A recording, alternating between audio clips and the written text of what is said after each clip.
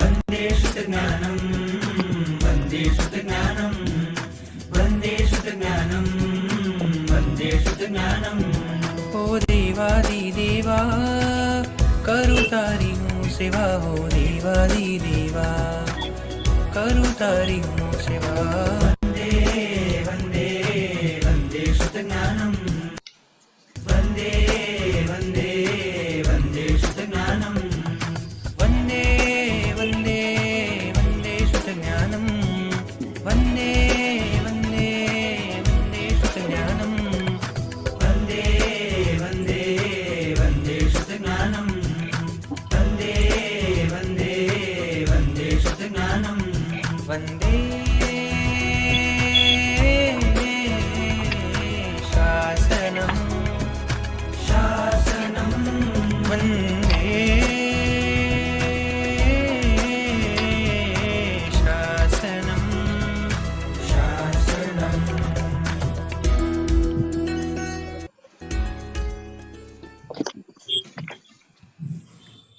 नमो नमो प्रणाम। गुरुजी। नमो रिहंताणं नमो सिद्धाणं नमो आयर्याणं नमो वज्रायाणं नमो लोये सब्बसाहूणं येषो पञ्चनमुक्कारो शब्बपावपणासनो मङ्गलाणं च सब्बेसिं परमं हवै मङ्गलम्। अज्ञानतिमिरन्धानां ज्ञानाञ्जनशलाकया नेत्रम् उन्मीलितं येन तस्मै श्रीगुरवे नमः। परम पूज्य पूज्यपाद कलिकाल सर्वज्ञ हेमचंद्र सुरेश्वर जी महाराज द्वारा विरचित सिद्ध हेम शब्दानुशासन नामक व्याकरण ग्रंथ, आज व्याकरण ग्रंथથી ઉદ્ધરિત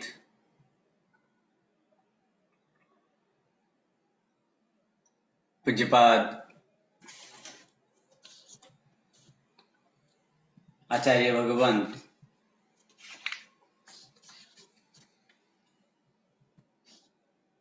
श्री विजय कस्तूर सुरेश्वर जी महाराज साहेब द्वारा प्रणीत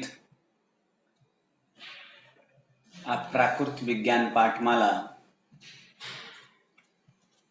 અને આજ પ્રાકૃત વિજ્ઞાન પાઠમાલાની અંદર આપણે સ્વર આપણે જોયો કે સ્વર કયા છે, વ્યંજનો કયા છે, એની અંદર જે જોડા અક્ષર જે છે તો જોડા અક્ષરની અંદર કેટલાક આપણે એમાં ફેરફાર આદિ થતા હોય છે,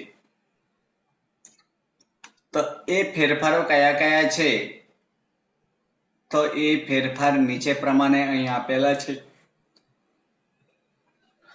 આપણે જોયો તો કે વિજાતીય સંયોગ હોય, વિજાતીય સંયુક્ત હોય તો તેને આપણે શું કરવાનું કીધું તો સજાતીય કરી દેવાનું કીધું હતું। વિજાતીય હોય તો તેને સજાતીય કરવાનું છે। જેમ કે ક અને ત, આ પ્રમાણે ક અને ત સજાતીય કે વિજાતીય સંયોગ વિજાતીય કહીએ તો એને સજાતીય સંયોગ કહેવાય કે વિજાતીય સંયોગ કહેવાય તો વિજાતીય સંયોગ કહેવાય। તો એને આપણે સજાતીય સંયોગ કરાય છે।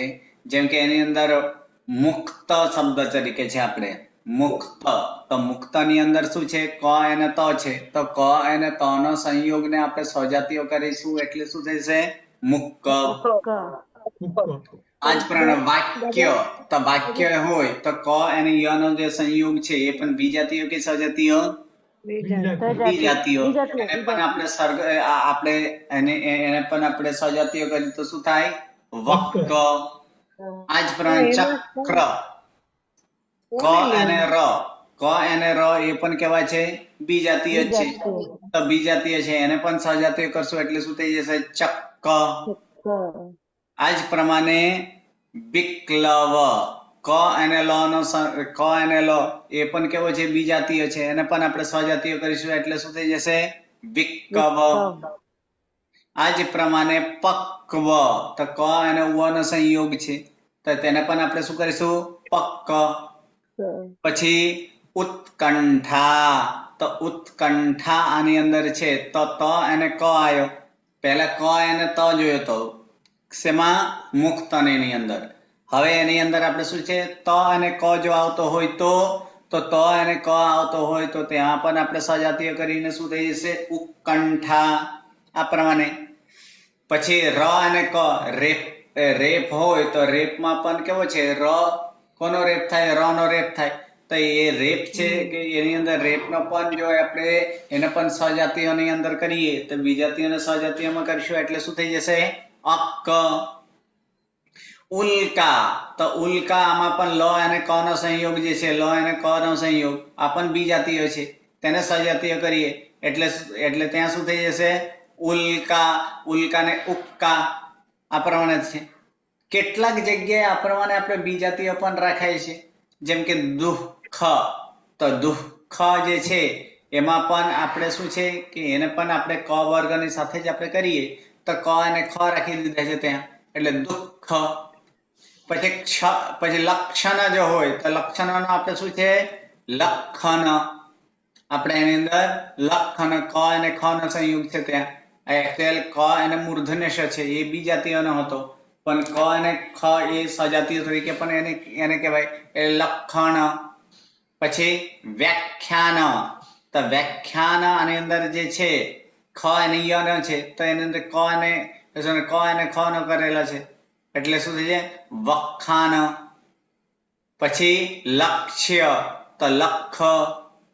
ઉક્ષિપ્ત, તો ઉત્ક્ષિપ્ત ની અંદર શું કરે છે? ઉખ્ખિત. પછી ઉત્ખ્યાત, તો ઉખ્ખાય. આવા પ્રકારના આ જે છે તમારી ચોપડીમાં એની અંદર આપેલા જ છે. આ જે છે કેટલાક આપણે એની અંદર સંયોગ આપણે એની અંદર જોયો તો આવા પ્રકારના સંયોગની અંદર જે ફેરફાર છે એ પ્રમાણે છે. જેમ કે મિથ્યા, તો મિથ્યાની અંદર શું કરે છે? મિચ્છા. આપણે મૂર્છા, તો મૂર્છાનો મુચ્છા. પશ્ચાત, પશ્ચાતનો પચ્છા. આ જ પ્રમાણે એની અંદર ઘણા બધા આપણે આપેલો છે જે એનાથી આપણે જોઈ લેજો. જેમ કે પાત્ર, તો પાત્ર ને પત્ત. સત્વ, સત્વનો સત્ત. પ્રાપ્ત, તો પ્રાપ્ત ને પત્ત. આવા પ્રકારના આની અંદર થાય છે. પછી કેવી રીતે થયો? સર એમાં કોઈ નિયમ હશે ને સર? આ બધા નિયમો છે. અત્યારે માત્ર આ ઈ ઉ એ બધું આપણે જોવાનું નહીં. અત્યારે માત્ર ક્યાં જે જોડા અક્ષર છે જોડા અક્ષર ની અંદર આપણે ફેરફાર જોઈએ છીએ. પણ એમાં ત ડબલ કરવો કે પ ડબલ કરવો એવો કઈ નિયમ ના હોય? શેના એની અંદર કયો ડબલ કરવાનો હોય તો પછી જેની સાથે આપણે થતો હોય એના જ લગભગ મુખ્યની અંદર જેમ કે વાક્ય હોય તો એની અંદર ક નું મુખ્યતા છે તો એની અંદર ક ની ડબલ કરવાનો એનો પણ નિયમાદી છે. એ નિયમાદી એનાથી પણ જ્યાં ફેરફાર આદિ થતા હોય એ ફેરફારો આની અંદર આપણે એની અંદર બતાડ્યા છે. પછી આગળ જેમ જેમ આવશે તેમ આપણે એના શબ્દ આદિની અંદર પણ આપણે જોશું ક્યાં શું ફેરફાર થાય છે કેવા પ્રકારનો થાય છે. ગુરુજી, હાજી, વ્યાખ્યાનમાં બે છે, વ્યા અને પછી ખ્યાન. તો એમાં બંનેનું નહીં કરવાનું? આની અંદર બંનેનું કરવાનું કે નહીં કરવાનું એ આગળ છે. વ્યાખ્યાન બરાબર છે, વ્ય અને ખ્યા, પણ એની અંદર વ્ય નો બ આખો એની અંદર બ થઈ જાય છે, આખો વ કર્યો છે હાજી એટલે પૂછ્યું ગુરુજી. હાજી. આ જ પ્રમાણે સ્વરની પછી અસંયુક્ત વ્યંજનનો સામાન્ય ફેરફાર જે છે તે નીચે પ્રમાણે છે કે સ્વરની પછી જો આવતો હોય જેમ કે એની અંદર લુ એટલે લુક, આપણે લુક છે તો લુકનો જ આપણે શું છે આપણે ઉ એટલે લો ક એની અંદર થયેલો છે તો એની અંદર શું થાય ત્યાં લોય. પછી લોક નહીં આની અંદર લોગો પણ કહેવાય. પછી કનક તો કનય થાય. મુખ એટલે હ જે છે એટલે મુખ તો ખ નો હ થઈ જાય એટલે મુહ થાય. પછી ગ નો આપણે છે ને ગ ના પાછળ જેમ કે યોગ એટલે શું થઈ જાય? જોય. પછી ગ નો ય પણ થાય, જેમ કે નગર, તો નગર નો શું થઈ જશે? નયર. મેઘ એટલે મેઘ, ઘ નો હ પણ થાય છે એટલે શું થાય? મેહ. ચ નો તો ચ નો એની અંદર આપણે ચ જે છે એમાં જેમ કે સચી, તો સચી ની અંદર શું થઈ જશે? સહી. આ પ્રમાણે થાય. ચ નો ય પણ થાય.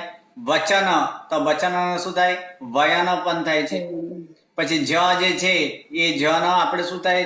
જ નો આની અંદર દીર્ઘ ઈ પણ, જેમ કે રાજીવ, તો રાઈવ આ પ્રમાણે થયેલો છે. પછી આની અંદર જ નો ય પણ થાય, જેમ કે રજત, તો ત્યાં આપણે શું થઈ જાય? રય.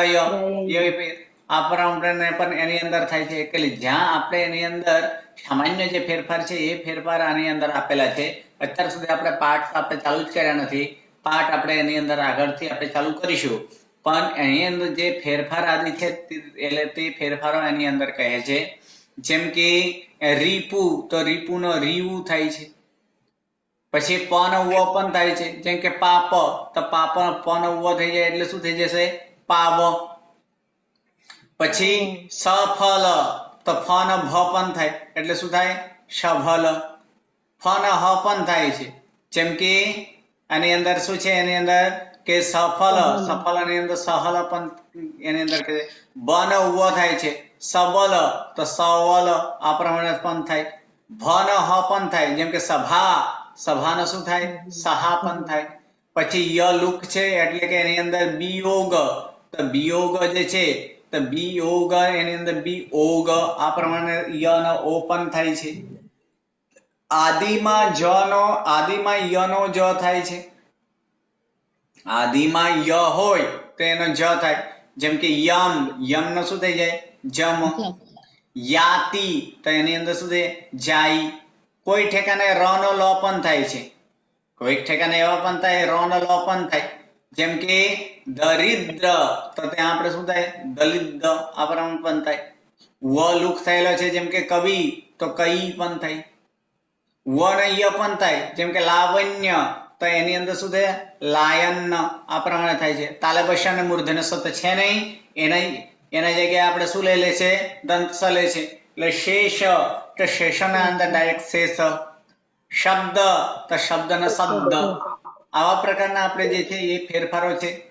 હવે એમાં સૂચનાદિ જે છે એ સૂચન શું લખેલા છે કે આ પ્રાકૃત વિજ્ઞાન પાઠમાલામાં આપેલા ધાતુઓના તથા શબ્દના રૂપોનો, એટલે એની અંદર રૂપાખ્યાન તથા તેના નિયમો કલિકાલ સર્વજ્ઞ ભગવાન શ્રી હેમચંદ્રાચાર્ય વિરચિત પ્રાકૃત એવા સિદ્ધ હેમ વ્યાકરણના 8મો અધ્યાય રૂપ જે વ્યાકરણના અનુસાર જણાવેલા છે.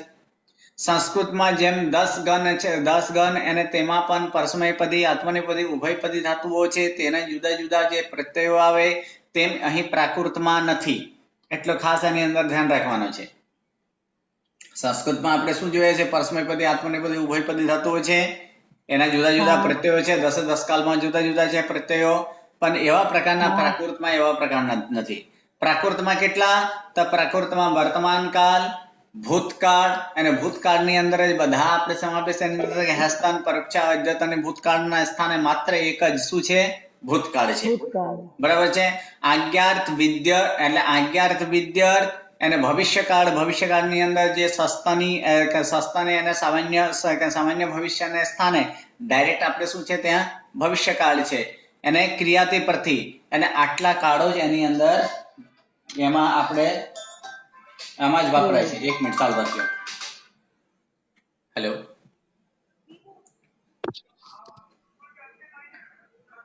હેલો.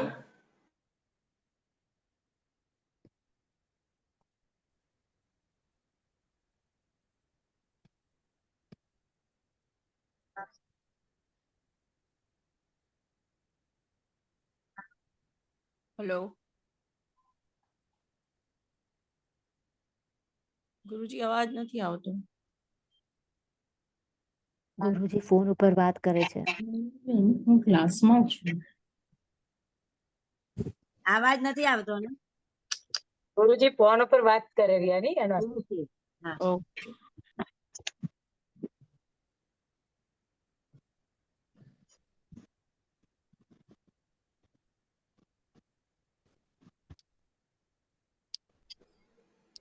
હા, તો આની અંદર આપણે હવે તો પછી કેટલા કાર્ડ થઈ જશે? તો તે સમયે આપણે એની અંદર પ્રાકૃતમાં માત્ર 5 જ કાર્ડ, 10 ની અંદર 10 ને બદલે કેટલા વપરાશે?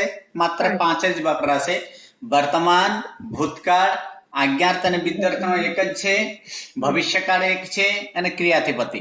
આવા 5 જ કાર્ડ આની અંદર આપણે પ્રાકૃતમાં વપરાશે. પ્રાકૃતમાં દ્વિવચન ને બદલે ડાયરેક્ટ બહુવચન આપણને એક છે. સંસ્કૃતની અંદર વચનો કેટલા છે? 3 વચન છે, એક વચન, દ્વિવચન, બહુવચન. પરંતુ પ્રાકૃતમાં માત્ર એક વચન અને બહુવચન જ છે. એટલે પ્રાકૃતમાં દ્વિવચન ને બદલે ડાયરેક્ટ તે બધા આપણે શેમાં? બહુવચનમાં જ વપરાય છે. જ્યારે તેનો પ્રયોગ કરવામાં આવે છે ત્યારે દ્વિત્વ અર્થ જાણવા માટે ત્યાં બહુવચન નામની સાથે જ એવા વિભક્તાંત દ્વિ શબ્દનો ત્યાં પ્રયોગ થાય છે. જેમ કે દોન્ની પુરુષા ગચ્છન્તિ. આપણે એની અંદર આપણે ગચ્છન્તિ આપણે શું છે? બહુવચનમાં છે ને. તો ગચ્છન્તિ એટલે શું થાય? જાય છે. તો ગચ્છન્તિ એટલે કે તો પછી કેટલા? તો એ 2 જાય છે, 3 જાય છે, કેટલા જાય છે? એટલા માટે તે આપણે દ્વિ શબ્દનો પ્રયોગ કરેલા છે ત્યાં કે દોન્ની પુરુષા ગચ્છન્તિ.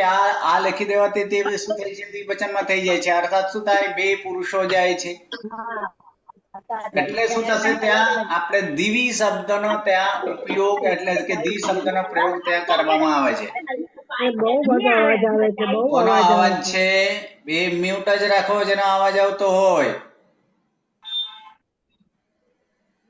ચલો, ધન્યવાદ. પ્રાકૃતમાં જે છે, પ્રાકૃતમાં ચતુર્થી વિભક્તિના સ્થાને છઠ્ઠી વિભક્તિ વપરાય છે. પ્રાકૃતમાં ચતુર્થી વિભક્તિના સ્થાને છઠ્ઠી વિભક્તિ પણ વપરાય છે. પણ તાર્ધ્ય અર્થાત તેના માટે અથવા તો તાર્થ્યમાં એટલે તેના માટે સંસ્કૃતની જેમ ચતુર્થી એક વચન વપરાય છે. જેમ કે આહારાય નયરમ અડઈ એટલે આહારાય નગરમ અટતી. એટલે શું થયેલો છે? ત્યાં આહાર માટે નગરમાં રખડે છે. આ પ્રમાણે થાય. તો આ જ વસ્તુ છે આહારાય નયરમ અડઈ. એવા પ્રકારનો જે છે કે સંસ્કૃતમાં જેમ ચતુર્થીનો શું થાય? એટલે ચતુર્થીની જગ્યાએ ત્યાં પણ આપણે ષષ્ઠી, આપણે આહારાય ષષ્ઠી છે કે નહીં એ પણ આગળ આપણે જોશું. બરાબર. પછી આગળ 6ઠ્ઠા નંબર એની અંદર છે કે પ્રાકૃત ભાષામાં ધાતુઓ અને શબ્દો 3 વિભાગમાં એની અંદર વહેંચાયેલા છે. પ્રથમ નંબર દેશ્ય. દેશ્ય અર્થાત શું? તો જે જુદા જુદા દેશમાં અર્થાત જુદા જુદા દેશમાં અર્થાત શું? કલિકાલ સર્વજ્ઞ એવા હેમચંદ્ર સુરેશ્વરજી મહારાજા દ્વારા જે દેશી નામ માલાઓમાં એ શબ્દને જે સંગ્રહ છે તેને દેશ્ય સંગ્રહ કરેલો છે. એટલે કે મહારાષ્ટ્ર, વિદર્ભ, મગધ આદિ દેશોમાં જે વપરાતી જે ભાષા હોય એ ભાષાને શું કહેવાય? દેશ્ય ભાષા. સેકન્ડ જે છે એટલે જુદા જુદા દેશ પ્રદેશના જે ભાષાઓ હોય તે દેશ્ય ભાષા છે. સેકન્ડ છે તદ્ભવ. તદ્ભવ એટલે કે સંસ્કૃત ઉપરથી પ્રાકૃતમાં નિયમ અનુસાર સિદ્ધ થયેલી જે ભાષા હોય શબ્દ તરીકે હોય તેને શું કહેવાય? તદ્ભવ શબ્દ. અને ત્રીજો શબ્દ જે છે તે તત્સમ છે. એટલે તત્સમ એટલે શું? તો સંસ્કૃતનો જે સમાન એટલે સંસ્કૃત સમાન જ જે હોય તેને શું કહેવાય છે? તત્સમ તરીકે કહેવાય છે. આવા ત્રણની અંદર એને વિભાજિત કરવામાં આવેલો છે. જેમ કે દેશ્ય ધાતુ ફૂમ. ફૂમ ધાતુ એટલે શું થાય? ફૂંકવું. પછી ફૂમ ફુલ્લ એટલે કે ઉપાડવું. અવયાસ એટલે ભેટવું, આલિંગન કરવું. પીપંડ એટલે પીપળ અર્થાત શું થાય? પીપળનો વખવું અથવા તો વવડવું વગેરે ધાતુઓ આ બધા જ શું છે એમાં આદેશ વાળો છે. પછી દેશ્ય શબ્દની અંદર જેમ કે અત્યગ્ય આપણે આ મધ્યવર્તી ભયમાં થયેલા એવા પ્રકારના અર્થ એની અંદર થયેલા છે. તે ચવલ એટલે ચોખા અથવા ચાવલ. ખૌર એટલે કલુષિત. આહિથ્ય એટલે ગયેલું. પછી થહ એટલે આશ્રય અથવા સ્થાન. લલ્લક એટલે ભયંકર. પછી વિડ્ડીર એટલે થાય આડંબર વગેરે જે શબ્દ છે તે. તદ્ભવ એટલે તદ્ભવ ધાતુ એટલે કયા? તો તદ્ભવ એટલે આપણે શું કીધું? જે સંસ્કૃત ઉપરથી જે આવેલો હોય તે તદ્ભવ છે. તો તદ્ભવ ની અંદર જેમ કે કહ શબ્દ છે, તો કહ એટલે શું ને, કહ ધાતુ છે, કયા ધાતુ થી આવેલો છે? કથ ધાતુ થી આવેલો છે. પત કે પત ધાતુ થી પડ થાય, ભમ ધાતુ થી આપણે ભ્રમ ધાતુ થી ભમ થાય, બાધ ધાતુ થી વાહ થાય, હન ધાતુ થી એની અંદર હન થાય. પછી આગળ એની અંદર શું છે કે અર્પ ધાતુ થી અપ થાય, પછી અર્ચ ધાતુ થી અચ્ચ થાય. આ બધા શું છે? સંસ્કૃત પરથી આવેલો છે. એને આપણે તદ્ભવ શબ્દ ની અંદર કયા? તો તદ્ભવ શબ્દ ની જેમ કે મદન શબ્દ છે, તો તેને આપણે શું કહેવાય? મયન. ઔષધ તો ઔષધ, ભક્ત એટલે ભક્ત, વિષ્ણુ એટલે વિષ્ણુ, પછી વિન્હુ, પછી પ્રભુ તો પ્રભુ એટલે પહુ. આવા બધા આપણે શું છે? તો આ બધા શબ્દ આપણે જે છે તે તદ્ભવ શબ્દ છે. તત્સમ ની અંદર જે સંસ્કૃત ઉપરથી સંસ્કૃત છે, જેમ કે ભણ તો ભણ, ચલ ચલ, બંધ બંધ, વસ વસ, હસ હસ, લસ, પછી લજ્જ લજ્જ, રમ. આ બધા જ કેવા આપણે ક્રિયાપદ છે? આ બધા આપણે સંસ્કૃતમાં જે છે તે જ આપણે એની અંદર પ્રાકૃતમાં આવેલા છે. તત્સમ શબ્દ ની અંદર સિદ્ધ, કમલ, બુદ્ધિ, માલા, વિમલ, વીર, આ બધા આપણે શું છે? તત્સમ શબ્દ છે. એટલે આવા 3 પ્રકારની એની અંદર આપણે શબ્દની અંદર આપણે વહેંચાયેલા છે. એક દેશ્ય, તદ્ભવ અને તત્સમ. ઓકે, હવે આપણે અહીંથી આપણે પાઠ આપણે સ્ટાર્ટ કરીશું. કે પ્રથમ પાઠ છે વર્તમાન કાળ છે, અને વર્તમાન કાળની અંદર આપણે જોયો કે પુરુષ કેટલા હોય છે? ત્યાં પુરુષ તો 3 જ થશે. પુરુષ આની અંદર પણ પુરુષ તો 3 જ થશે, માત્ર વચન 2 કીધા. એટલે પહેલો પુરુષ, બીજો પુરુષ, ત્રીજો પુરુષ, આ 3 પુરુષ છે. ઉત્તમ પુરુષ, મધ્યમ પુરુષ, અન્ય પુરુષ, આવા 3 પ્રકારના પુરુષ તો 3 જ છે. પરંતુ વચન કેટલા? તો વચન 2 છે. એક વચન અને બહુવચન. એને સંસ્કૃતમાં એટલે પ્રાકૃતમાં દ્વિવચનના સ્થાન નથી. તો એની અંદર પહેલા પુરુષ એક વચન ની અંદર પ્રત્યય કયા છે?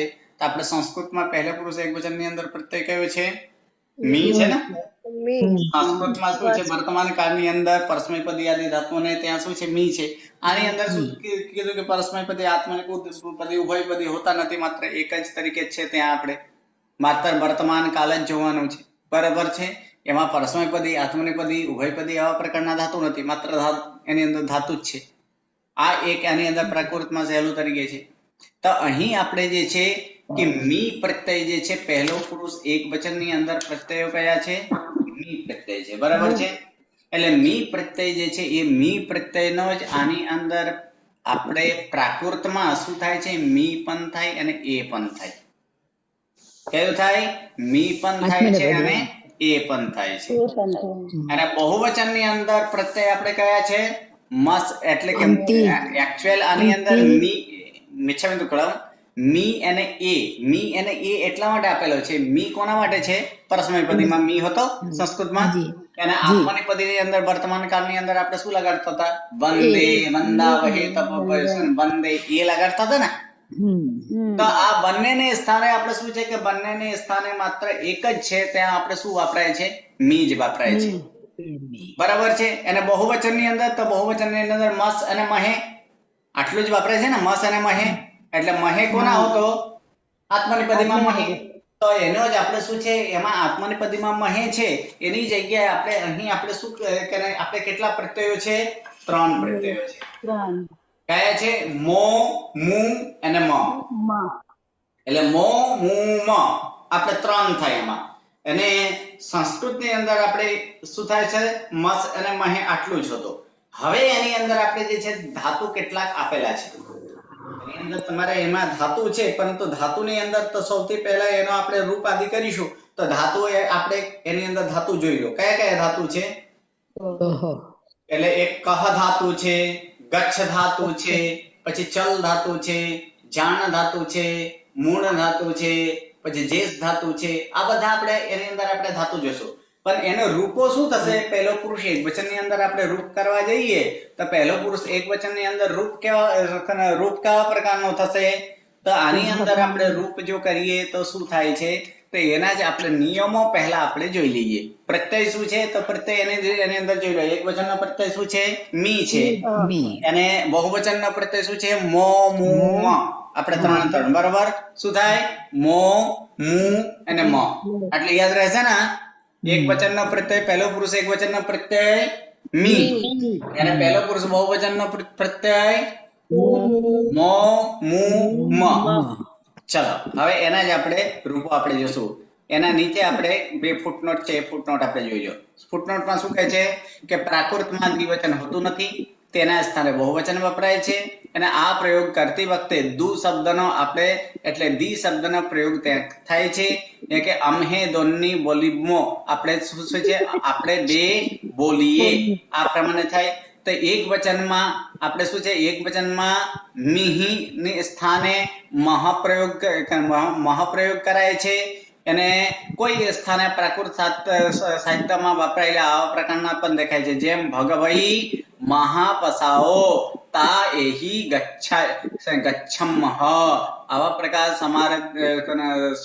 સમારાજ્ય કથાને 8મા ભાવની અંદર આવા પ્રકારના પણ આપેલો છે, એ આપણે જોશું. હવે આની અંદર આપણે અહીં કરીશું એક એક નિયમ પ્રમાણે કે વ્યંજનાંત ધાતુઓને પુરુષબોધક પ્રત્યયની પૂર્વે શું લગાડવામાં આવે છે? અપ્રત્યય લગાડવામાં આવે છે. ફરી એકવાર કે વ્યંજનાંત ધાતુ હોય એને તે ધાતુઓને પુરુષબોધક પ્રત્યયની પૂર્વે અ લગાડવામાં આવે. જેમ કે એની અંદર આપણે એક ધાતુ એની અંદર આપેલો છે, એ જ ધાતુને પહેલા આપણે સિદ્ધ કરીએ. એ ધાતુ કયા ધાતુ છે? એટલે બોલ ધાતુ છે, બરાબર. તો ધાતુ એની અંદર શું છે? બોલ.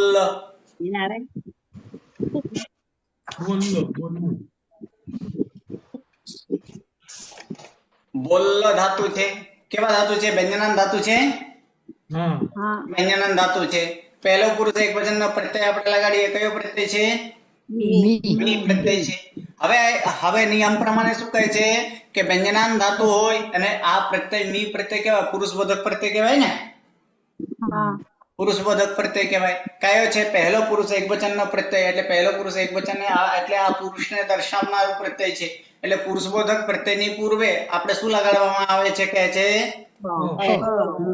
એટલે આપણે શું કરીશું? બોલ પ્લસ પ્લસ મી, એટલે થઈ જાય બોલ પ્લસ અ પ્લસ મી.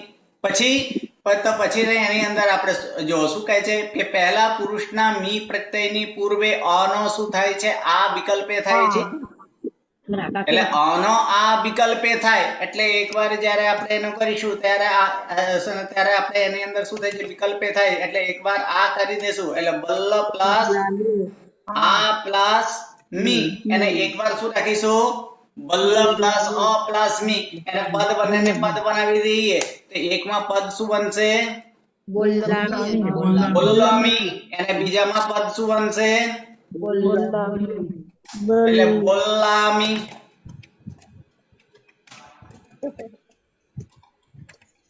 બરાબર.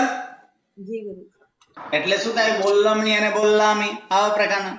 હવે આપણે એક વચનના એની અંદર પ્રત્યય જોયો. બહુવચનનો પ્રત્યય હોય તો બહુવચનના પ્રત્યયમાં પણ આ જ પ્રમાણે શું છે? બોલ પ્લસ આપણે પ્રત્યય કયું છે? કોઈ પણ એક પ્રત્યય એની અંદર આપણે લઈ લો. આપણે મો પ્રત્યય લઈએ, માની લો એની અંદર મો પ્રત્યય લઈએ તો કે મો, મુ, મ 3 પ્રત્યય છે ને? તો મો પ્રત્યય, તો આમાં પણ આપણે શું લાગશે? પુરુષબોધક પ્રત્યયની પૂર્વે અ લાગશે. એટલે બોલ પ્લસ અ પ્લસ મો.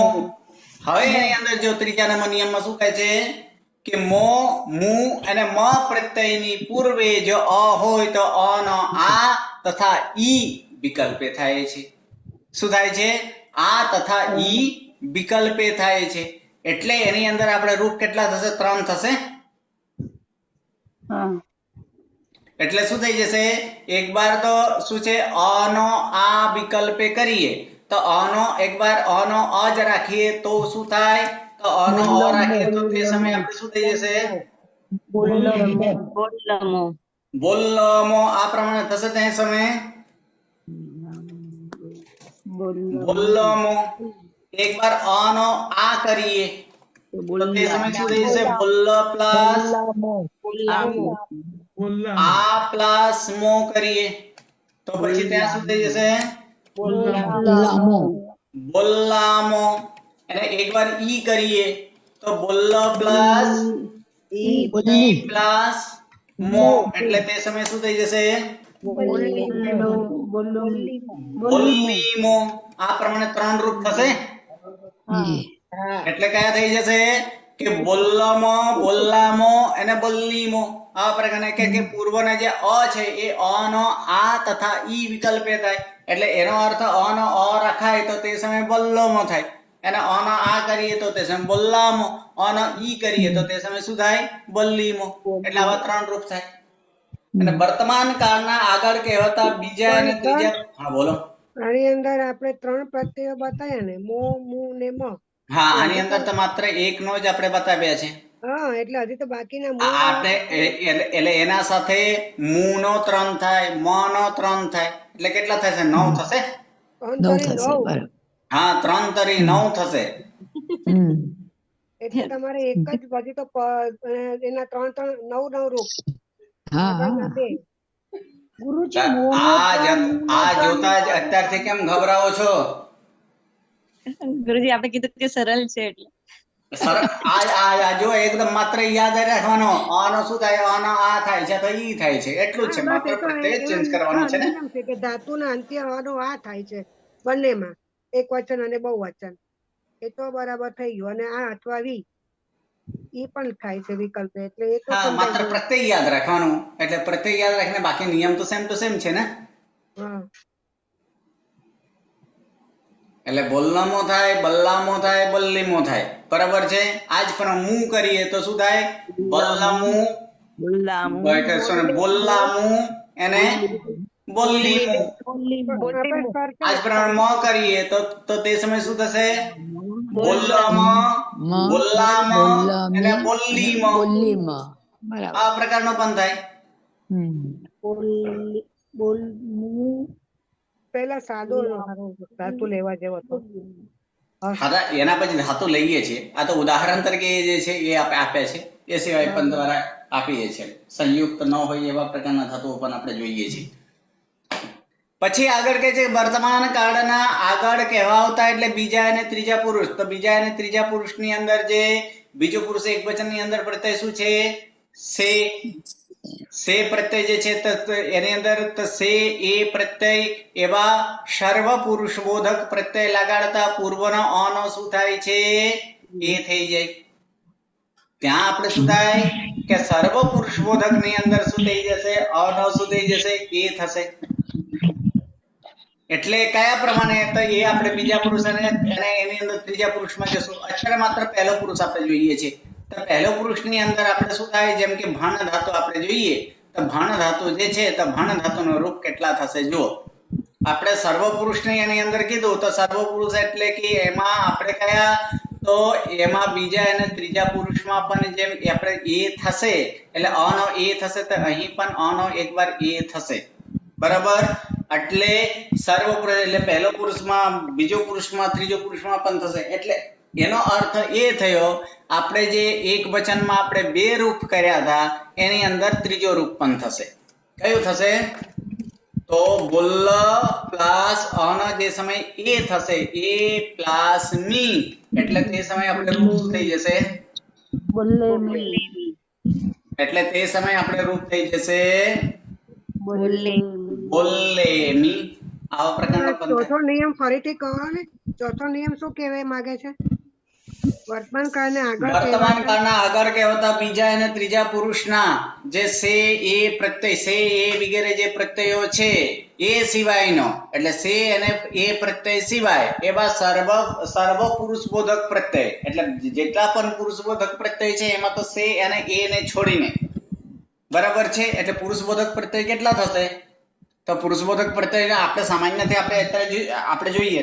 આપણે અત્યારે માની લો જાણતા નથી કે પહેલો પુરુષની અંદર જેટલા એની અંદર પહેલો પુરુષ એક વચનની અંદર પ્રત્યય કેટલા જોયો? આપણે એક જ જોયો ને, મી પ્રત્યય જોયો તો. બરાબર છે. બરાબર. એટલે એ છે અને એની અંદર મી પ્રત્યય છે. પછી આપણે બહુવચનની અંદર જોયું કે મો, મુ અને મ પ્રત્યય આપણે આ પ્રકારનો પ્રત્યય છે. તો આ જ પ્રમાણે એની અંદર આ મ, મુ, મો આ પ્રત્યય છે અને એ પ્રત્યય છે નથી ને, એટલે સે અને એ પ્રત્યય નથી. એટલે જ્યાં સે અને એ પ્રત્યય છે ત્યાં અ નો એ થતો નથી. બાકી સર્વ સ્થાને અ નો એ કરવાનો છે. તો આની અંદર પણ આપણે શું કરી દેવાનું છે, એટલે અહીં જે આપણે 3 કર્યા હતા એની જગ્યાએ હજી એક થશે. કયું થશે? આપણે ચોથું પણ થશે. એટલે ચોથું આપણે શું થઈ જશે? બોલ પ્લસ એ પ્લસ મી, એટલે સોરી મી નહીં, આપણે મો. એટલે એની અંદર આપણે શું થઈ જશે?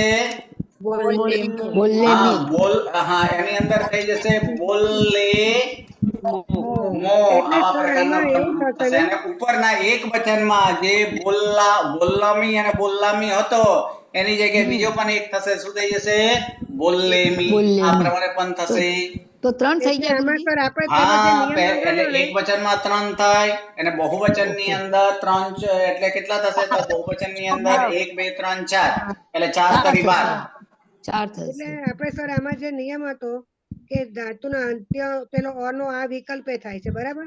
હવે એની જગ્યાએ એ એટલે એ અનો આ તો વિકલ્પ તો થાય જ છે, પણ એ તો આપણે કેટલાક આપણે સર્વસ્થાન જ છે, પણ એક સર્વ પ્રમાણે એક નિયમ છે. એટલે એક સર્વ નિયમ છે કે અનો એ પણ થાય છે. પુરુષબોધક પ્રત્યય લગાડતા પૂર્વના અનો એ થાય છે. ત્યાં એ આપણે કરવાનો જ, ત્યાં કોઈ વિકલ્પ નથી. ત્યાં અનો એ થાય જ. એટલે એકવાર આ વાક રાખવાનો, એકવાર અ નહીં, અને પછી આ એ તો એના પર માત્ર એક કરી દેવાનું. એટલે કુલ 3 રૂપ કરવાના. પહેલા એક વચનમાં એવું એક થયું ને? વચનમાં 3 થશે, બહુવચનમાં પહેલો પુરુષની અંદર 12 રૂપ થશે. એ તો અલગ અલગ કરવું પડશે. જેમ કે એની અંદર એક ભન ધાતુ આપેલા છે, તો ભન ધાતુનો રૂપ શું થાય? એકવાર અ નો અ રાખીએ તો શું થાય? ભણામી. અ નો અ રાખીએ તો ભણામી. બરાબર છે? અ નો આ કરીએ તો ભણામી. અ નો એ કરીએ તો ભણેમી. શીખી ગયા કે નહીં? સહેલું છે કે નહીં? હા સહેલું છે ગુરુજી. તો પછી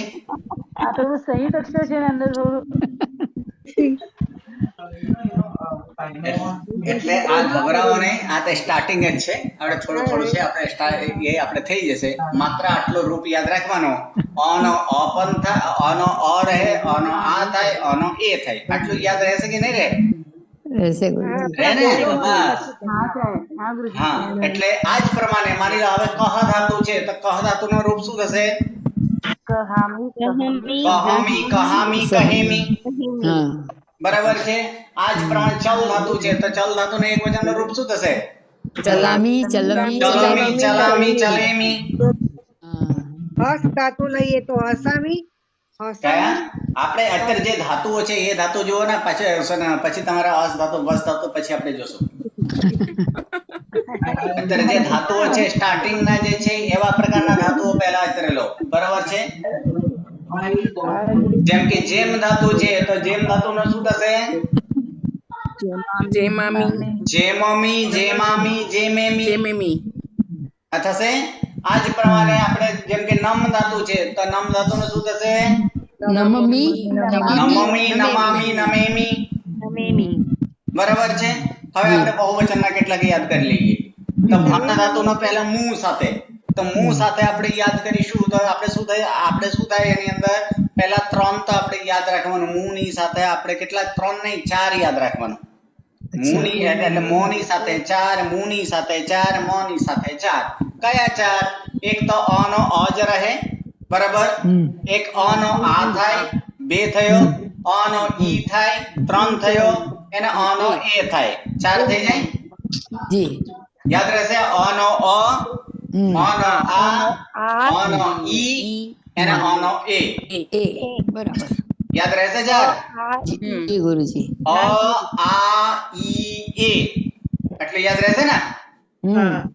તો ચલો હવે જેમ કે ભન ધાતુ છે, તો ભન ધાતુને એકવાર શું થશે? હવે માત્ર પ્રત્યય યાદ રાખવાનો. મો, તો ભન ધાતુનો મો નો આપણે કયો થશે?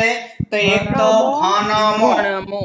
બરાબર? અ નો આ કરો ભણામો ભણામો, આનો ઈ કરો ભણીમો ભણીમો, આનો એ કરો ભણેમો ભણેમો. હવે આપણે મું ની સાથે એક વાર અ રાખો.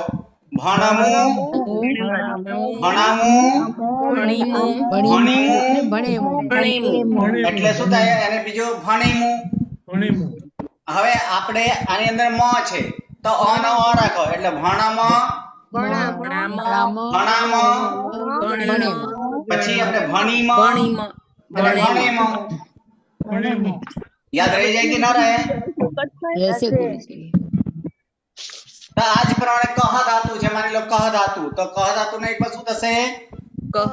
એકવાર અ નો અ જ રાખો એટલે કહમાં. એક વાર સુધી મો થઈ ગયો છે. કહમો કહામો કહીમો અને કહેમો. બરાબર. મૂલો એટલે મૂલો છે એટલે એક વાર સુધી કહમું કહામું કહીમું અને કહેમું. હવે મ નો મ હવે આની અંદર મ પ્રત્યય લો તો કહમા પછી કહામા કહીમા અને કહેમા. યાદ રહે કે ના રહે? હા ચલો હવે આપણે એની અંદર ધાતુ કહીએ છીએ બધા એક એક કરીને બોલજો. બરાબર. જેમ કે ચલો કોણ બોલે છે? ચલો આપણે પ્રજ્ઞાબેન થી સ્ટાર્ટ કરીએ. Okay sir. ચલો વસ ધાતુ નું રૂપ બોલો. કયું ધાતુ? વસ. વત્સ. પહેલા એક વચન નું રૂપ બોલી જાઓ. હા. વત્સામી વત્સામી વત્સેમી. આપણે કેમ કેમ ડબલ ડબલ કરો સો કેમ છો? કરો છો? ડબલ સો કેમ કરો છો? મને સમજણ નથી પડતી કયું ધાતુ બોલો છો. વસ ધાતુ વસ. રહેવું. વસ એટલે હા રહેવું વસ ધાતુ. હા તો વસામી વસમી વસેમી. હા આપણે આ ઈ નહીં આપણા પ્રમાણે ચાલો ને. અ આ એ આ પ્રમાણે ચાલો. પહેલા અ છે પછી આ છે પછી એ છે. વસમી વસામી વસેમી. બરાબર છે. બહુવચનમાં આવે. હવે બહુવચનમાં મો પેલા કરશું. વસમો વસામો વસીમો વસેમો. બરાબર. હવે મું. વસમુ વસામુ વસીમુ વસેમુ. બરાબર. હવે મ. વસમ વસામ વસીમ વસેમ. બરાબર. સરસ. જો ઈઝી છે. બોલો આપણે સંતોષબેન હસ ધાતુ. જી ગુરુજી. હસમી હસામી હસેમી. પછી હમ બહુવચનમાં હસ પેલા મો લગાવું પેલા ગુરુજી. હસમો હસામો હસીમો હસેમો. બરાબર. પછી મુ લગાવું તો હસમુ હસામુ હસીમુ હસેમુ. મ લગાવી તો હસમ હસામ હસીમ હસેમ. ઓકે ચલો શીખી ગયા. ચલો બાકી બધા આપણે આ સાઈડે આપણે તમારે એમાં આપણે પ્રત્યયો આની અંદર આ ધાતુ આપેલા જ છે. આ ધાતુને આપણે ટ્રાય કરતા રહેજો. બરાબર. આટલા બધા આની અંદર ધાતુ આપેલા છે. કહ ધાતુ કચ ધાતુ ચલ ધાતુ જન ધાતુ મુન ધાતુ જેમ ધાતુ ભુંજ ધાતુ દેખ ધાતુ નમ ધાતુ નવ ધાતુ બળ ધાતુ ઇત્યાદિ જે ધાતુઓ છે એ ધાતુઓનો રૂપ એની અંદર ટ્રાય કરજો. અને એની સાથે જ આપણે નીચે આપણે વાક્યનું આપણે એની અંદર જે છે પ્રાકૃત વાક્ય છે એના અર્થ આપણે કરીશું. જેમ કે કહામી આપણે મી પ્રત્યય છે ક્યાં આવેલો છે? પહેલો પુરુષ એક વચન એટલે શું થાય? હું કહું છું.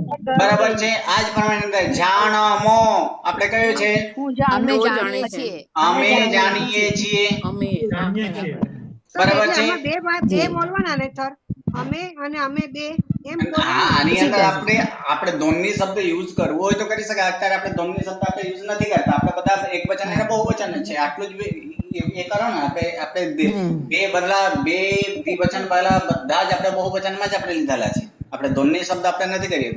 આપણે દ્વિવચનનો પ્રયોગ કરવો હોય તો ત્યાં સમય આપણે ધોની બોલવાનું. ધોની જાણામો એટલે કે આપણે બંને જાણીએ છીએ. બરાબર. અત્યારે એક વચન અને બહુવચન. જી. બરાબર. જેમ કે ભણામી શું અર્થ થાય? હું ભણું છું. હું ભણું છું. બરાબર છે. આજ પણ નમેમી હું નમું છું. હું નમું છું. બરાબર છે. એટલે પછી બલ્લીમુ બોલીએ છીએ. હું નથી આની અંદર થતું, બલ્લી મું છે, મું પ્રત્યય કોનો છે? અમે બોલીએ છીએ. બહુવચન, એટલે અમે બોલીએ છીએ. બરાબર? અમે આ બોલીએ બધા છીએ. આપણે પ્રાકૃત વાક્ય પણ આપણે એની અંદર જશું, એના પછી આપણે ગુજરાતી વાક્યના પણ પ્રાકૃત વાક્ય જશું. એટલે આ પ્રમાણે પહેલો પાઠ ત્યાં પૂર્ણ થશે. ચલો આટલા આજે રાખીએ. નમો નમઃ. પ્રણામ. પ્રણામ. પ્રણામ સંત. પ્રણામ. ગુરુજી. પ્રણામ ગુરુ.